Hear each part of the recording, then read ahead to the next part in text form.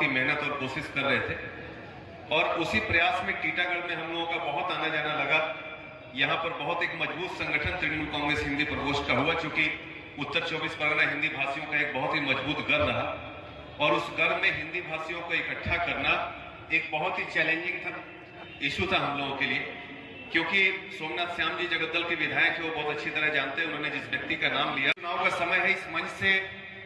किसने क्या नहीं किया, किसने क्या किया नहीं किया, उसके बारे में चाहे वो मैं नाम इसलिए नहीं लेना चाहता, चाहे वो नरेंद्र मोदी का हो या 34 सालों का या वामफ्रंट का शासन रहा हो, इस किसी भी पार्टी या किसी भी व्यक्ति का नाम लेकर के मैं समझता हूं कि ममता बनर्जी का जो एक बहुत ही पवित्र एक चोला, एक दामन हम लोगों ने ओढ़ रखा है, उसका नाम लेने से ही कहीं ना कहीं उस दामन के ऊपर में एक बदनुमा दाग लगता है। ममता बनर्जी एक ऐसी नेत्री है पूरे सिर्फ पश्चिम बंगाल में नहीं, भारतवर्ष में, जिसे देख करके, जिससे प्रोत्साहित होकर के यहाँ जो दो व्यक्ति बैठे इस मंच पर में, चाहे साइनी घोष हो या आपके स्थानीय विधायक राज चक्रवर्ती, इन दोनों व्यक्तियों को राजनीति में आकर के इस मंच पर बैठकर भाषण देना या सड़कों पर घूम करके जुलूस मीटिंग करने की कोई भी जरूरत नहीं थी। ये एक बहुत ही अच्छे जगह पर सिनेमा जगत में लोग काम कर रहे थे, मगर इन्होंने ममता बनर्जी के आदर्शों को देख करके, ममता बनर्जी के त्याग को देख करके,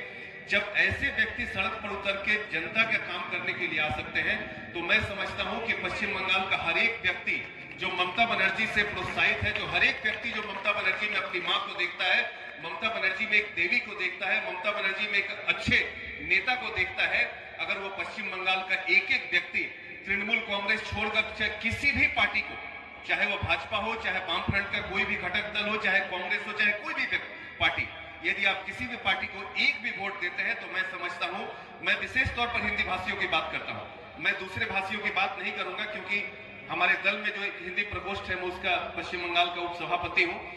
इलाकों में आप किसी सांप्रदायिक दल को अपना स्थान दे सकते हैं। तो ये मेरी व्यक्तिगत सोच है कि पश्चिम बंगाल का कोई भी व्यक्ति यदि ममता बनर्जी तृणमूल कांग्रेस को छोड़ करके दूसरे किसी भी पार्टी को अपना वोट देता है, तो उससे बड़ा गद्दार पश्चिम बंगाल के लिए दूसरा कोई भी व्यक्ति नहीं हो सकता। और हिंदी भाषी कम से कम हम लोगों ने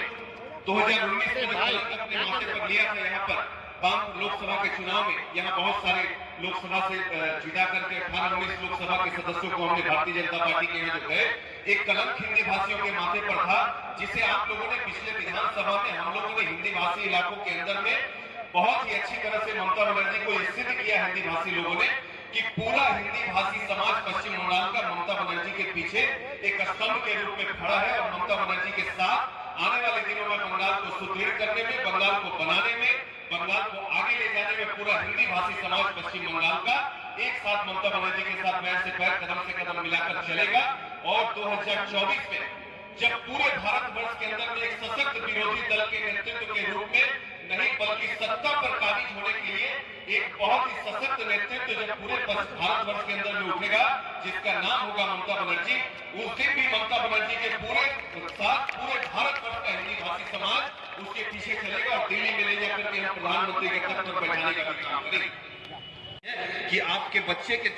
छोटी सी जो मुस्कान ममता बनर्जी के वो 500 रुपए ने दिया है, आप वही मुस्कान ममता बनर्जी को सूद समेत वापस लौटा करके और ममता बनर्जी के चेहरे पर भी वो मुस्कान दे कि दीदी आपने जो मुस्कान हमें दिया था, उस मुस्कान के बाद देखिए हमने अपने इलाके से टीटागढ़ में यहाँ पर देखिए जब हिंदी भाषियों की बात होती है, आज से नहीं, जब वामफ्रंट का समय था, वामफ्रंट जब शासन में थी पश्चिम बंगाल में, और जब भी हिंदी भाषियों के ऊपर कोई जुल्म, कोई अत्याचार हुआ, हिंदी भाषियों को दबाने की कोशिश की गई, हिंदी भाषियों की आवाज को दबाने की कोशिश की गई, टीटागढ़ वो पहला क्षेत्र है पूरे पश्चिम बंगाल का जहां से सबसे पहले हिंदी भाषी यहां पर आंदोलित होते थे, सबसे पहले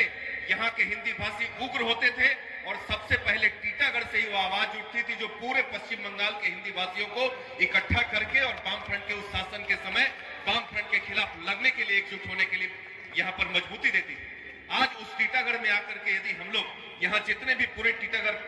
नगर पालिका के जितने भी पार्षद के रूप में ममता बनर्जी का आशीर्वाद लेकर के, जोड़ा फूल का सिंबल लेकर जितने भी लोग यहाँ प्रार्थी हैं, वो सारे व्यक्ति यहाँ बैठे हैं आप सबका आशीर्वाद पाने के लिए आगामी 27 तारीख को। और एक